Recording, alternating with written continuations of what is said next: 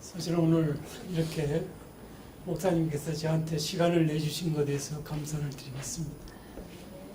우연찮게 제가 집에서 밥상머리에서 마태복음 25장을 통해서 천국에 들어가는 길일 수도 있고 각 개인이 살아가는 과정에서 그 정도로 깨어있고 솔선하고 지혜롭게 산다면 못할 게 뭐 어디 있느냐 하는 그런 농담 반 진담만을 했었는데 저희 그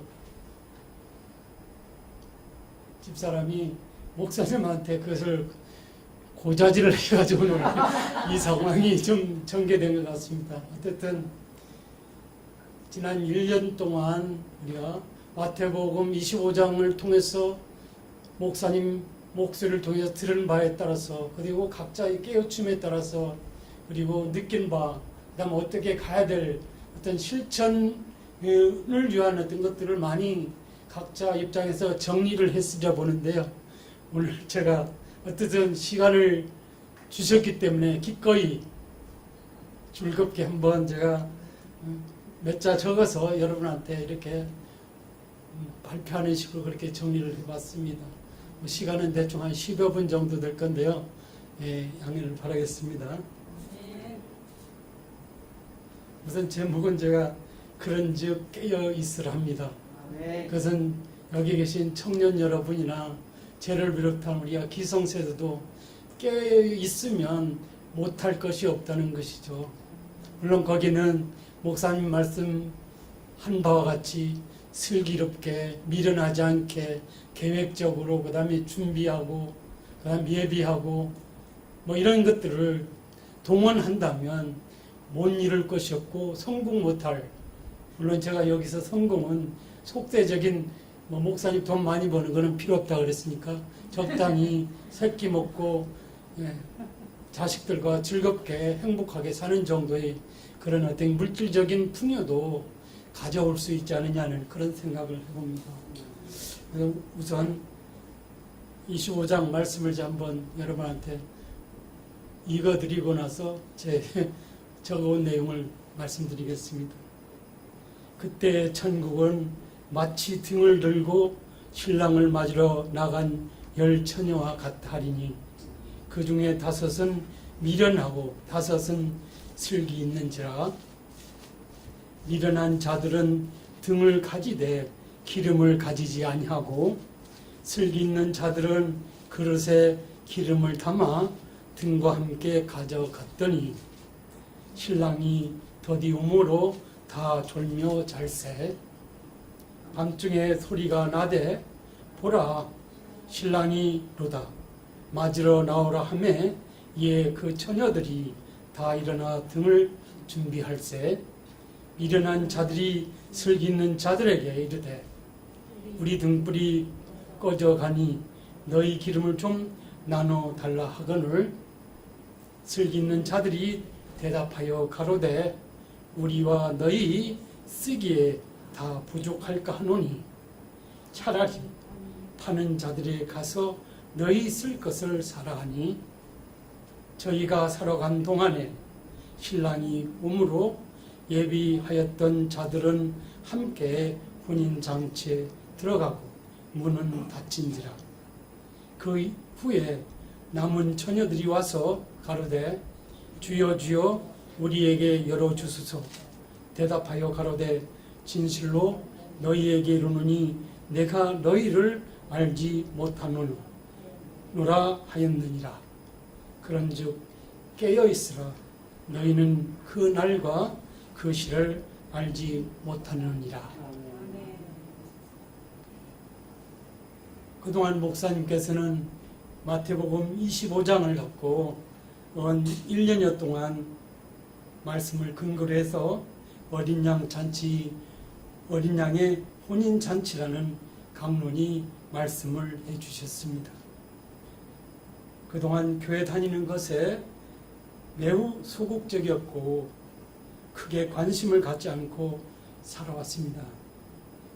그러나 지난 1년여 동안 이 자리에서 목사님께서 하시는 말씀을 통해서 우리가 왜 교회에 나와야 하고 무엇을 배우고 익혀야 하며 어떻게 신앙심을 키워나가야 할지에 대한 막연하고 답답한 물음에 답하기 위해서 부진장 목사님께서 애를 쓰셨던 걸로 기억을 하고 있습니다.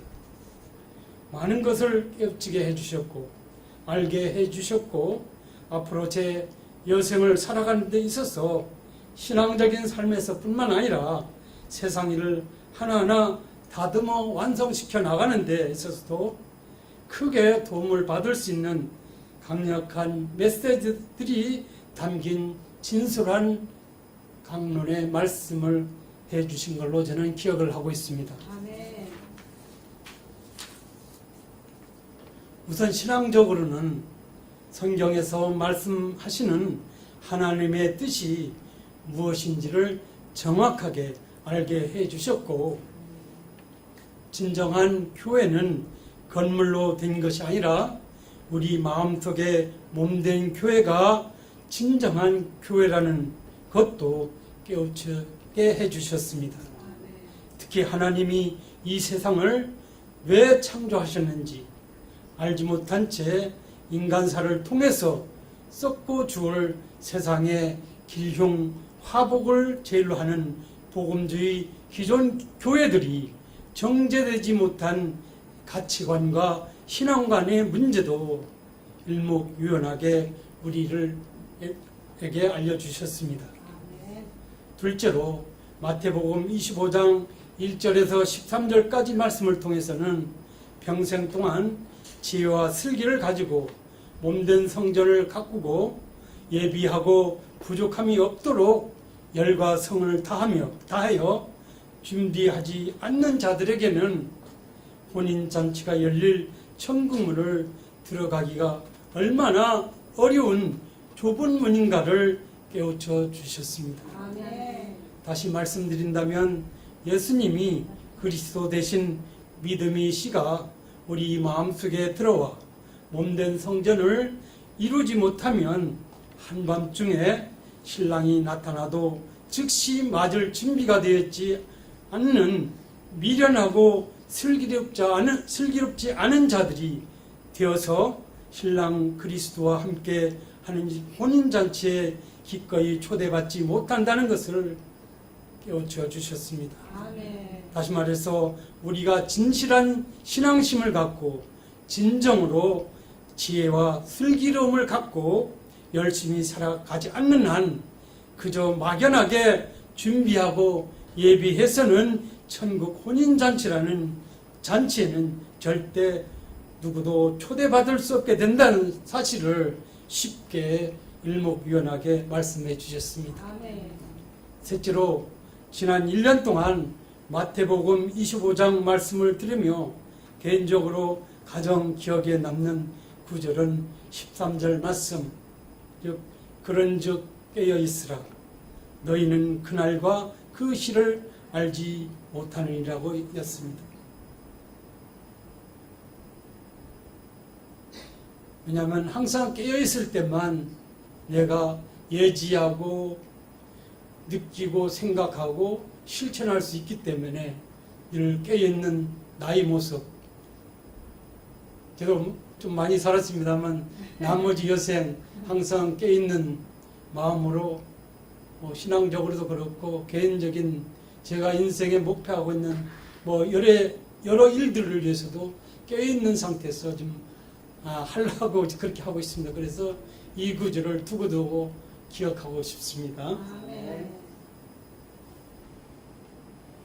더욱 이 구절은 우리 각자의 신앙생활에서 뿐만 아니라 일상생활에서도 나름의 의미를 부여해 봐도 전혀 손색이 없을 듯하고 인생의 좌표로 삼으셔도 좋을 듯합니다.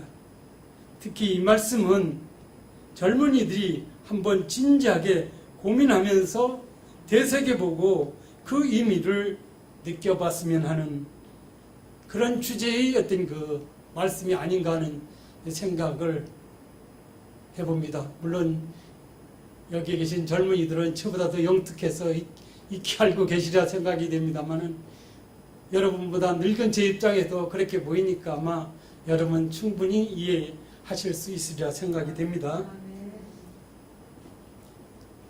왜냐하면 지금처럼 정치가 잘 안 돌아가고 경제 상황도 썩 좋지 않아서 청년 실업이 일반화됐고 청년들의 미래가 참담할 것이라는 언론 뉴스가 연이어 발표가 되고 있습니다. 그렇다고 대통령이나 나라가 이 청년들을 위해서 속 시원하게 해결 방안을 모색해서 조금만 기다려라고 언명할 수 있는 그런 여지를 제공하지 못하고 있기 때문에 여러분들은 상당히 실망감에 좀 휩싸여 있는 것이 아니냐는 그런 생각을 해보거든요. 그런데 제가 어렸을 때 이런 말을 들은 어머니한테서 이런 말을 들은 적이 있는데 어머니한테보다는 형뻘 아니면 삼촌뻘로부터 실패는 성공의 어머니다라는 그런 얘기를 제가 기억하고 있습니다. 제가 유튜브를 보다 보니까 그 중국의 알라바마 그 전 IT 전자회사 회장님께서 계속 실패하다가 한큐 해가지고 지금 성공해서 세계적인 어떤 그 기업의 어떤 회장이 됐다라는 그 유튜브를 제가 연상해 봅니다만은 어떻든 그렇습니다. 현실적으로 젊은이들이 실패할 가능성, 그 다음에 좌절감, 상실감 등으로 미래에 대한 불안감이 어느 때보다 커지고 있는데 그렇다고 실패를 두려워하거나 미련하게 지혜롭지 못하게 깨어있지 않다면 여러분의 어떤 미래는 참담할 수밖에 없습니다. 왜냐하면 여러분 부모님은 여러분이 부모님이 될 때 그 연세까지 같이 살아주는 건 아니거든요. 언젠가 부모가 먼저 떠나야 되고 그 다음 차례를 기약해야 되는 그런 입장이기 때문에 물론 여러분이 슬기롭고 지혜롭다면 천국 마당에서 만날 수는 있겠지만은 현실적으로 봐서는 전혀 그게 좁은 문이기 때문에 여러분 각자가 노력하는 수밖에 없지 않느냐. 그 대안은 항상 깨어있으라. 그리고 슬기를 보여라. 지혜를 갖춰라. 그 다음 실망하지 말라. 실패는 성공이 어머니다라는 그런 어떤 그 확신을 갖는다면 충분히 여러분 인생을 헤쳐나갈 수 있지 않겠느냐는 그런 생각을 해봅니다. 인도에 있는 그 시인이 타고르라는 말을 타고르에 대해서 여러분 들어보신 적이 있을 겁니다. 노벨 문학상까지 받으신 분인데 그분이 그 시 하늘 중에서 동방의 등불이라는 그런 시가 있는데 일제 강점기에 희망을 갖고 억척스럽게 독립운동도 하고 이렇게 살아가는 대한민국 그 민초들을 그 연상해서 하나의 희망적인 메시지를 담아서 세상에 남긴 시가 동방의 등불입니다. 그래서 마태복음 25장에서는 등불, 기름 얘기가 나오는데 등불은 이것은 그저 우리가 추상적으로 이렇게 본다면 이거는 어떤 희망, 어떤 어려움을 극복할 수 있는 어떤 가능성의 어떤 상징으로서 이 등불을 우리가 연상해 본다면 목사님께서 지금 외람되게 성경을 이게 왜곡하면 안 되지 않나요? 그렇게 말씀할 수도 있는데 어쨌든 우리가 인생사를 겸비해서 우리가 신앙도 해야 되기 때문에 어떤 인생사를 살아가는 과정에서는 이 등불은 희망적이고 미래지향적이고 그 다음에 우리한테 뭔가를 줄 수 있는 어떤 등대와 같은 이런 그런 것이라는 측면에서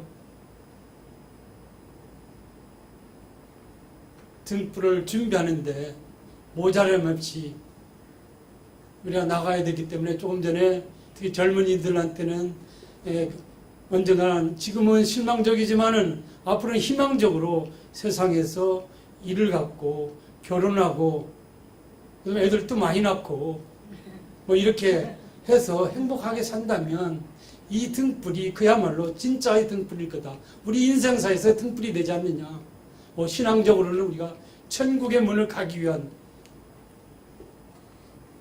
그분하고 가기 위한 그 등불이지만은 세상사에서는 그런 등불이라는 그런 생각을 늘 가지시고 여러분이 좀 매진해 주시면 좋지 않겠느냐는 그런 말씀을 드려보겠습니다. 제가 이게 아들이 있어가지고 당사자가 되다 보니까 또 와닿는 부분이 있어서 좀 비슷하게 말씀드린 부분도 없지 않아 있습니다. 그죠?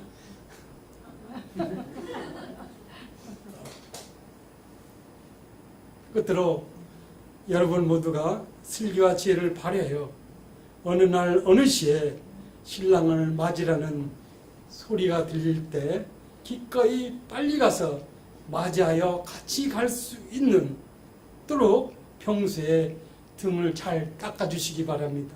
그리고 기름칠 해주시기 바랍니다. 그리고 잘 보관해 주시기 바랍니다. 그리고 이게 잘 관리를 해서 이게 훼손되거나 녹슬지 않도록 잘 다듬어 주시기 바랍니다. 뭐 이런 데는 그저 대충 해서 되는 것이 아니라 열정을 쏟아주시고 항상 혼이 등불을 밝힐 기름을 넉넉히 준비하는데도 최선을 다할 필요가 있지 않느냐는 것이죠.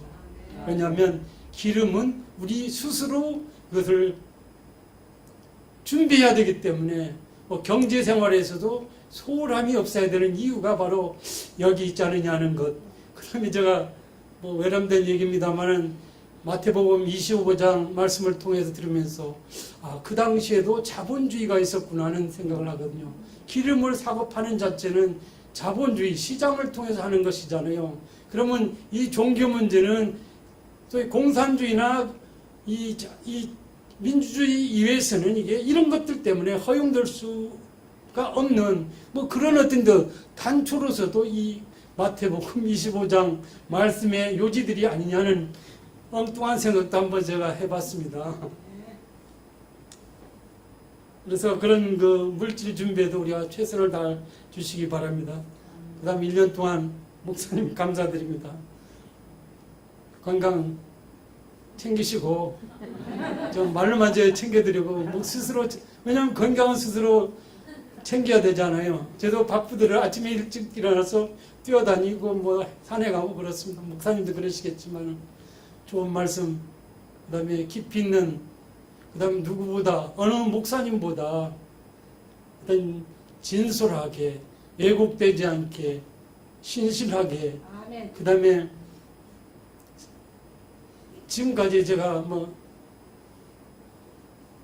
그 전에 이제 애 때문에 이제 같이 교회 막 다니고 그랬을 때 대충 싫었는데 뒤쫓아가서 들으는 뭐 여러 가지 얘기 들어보면 뭐 이런 속세적인 이야기, 구복적이고 뭐 이런 것들을 수없이 들은 것으로 제 기억을 하고 있습니다만 전혀 그렇지 않다는 것이 목사님은 진실하게 어떤 몸된 성전이라는 그 전자에서 그리고 내가 이 신앙을 통해 내 스스로의 어떤 신앙을 갖추고 어떤 성경을 통해서 어떤 하나님의 이 우리한테 주고자 하는 그것을 이게 캐치를 해서 내 것으로 소하지 않는 상태에서의 어떤 신앙은 별볼 없는 신앙, 무자비한 신앙이 아니냐는 뭐 그런 요지로 제가 들을 수밖에 없었던 지난 1년이었습니다. 목사님 감사합니다. 그 다음 같이 들어주신 여러분도 감사합니다.